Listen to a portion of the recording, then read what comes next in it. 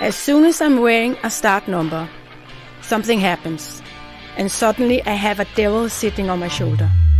And then I start to run. One of my biggest passions is trail running, where you run cross-country over hill and dale. In competitions, I'm out running for several hours, which is a huge challenge, physically of course, but also mentally. But no words can describe the feeling you have when you cross the finishing line. The key for these long runs is training and preparation. But when I have a goal, I do what it takes to deliver and finish, no matter what. Running means freedom to me, and I run everywhere and whenever I can. It's my space. It's pure therapy. When I follow my track in the middle of the forest, I feel so close to the nature. This opens a whole new dimension of running.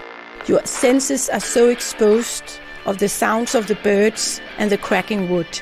Sometimes I even hear the animals before I actually see them.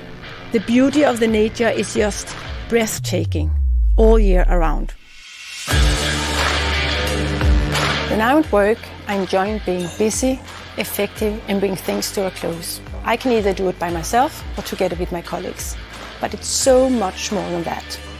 Here at Oticon, I contribute to make a life-changing difference for people with a hearing loss. I want them to experience the sound of life again.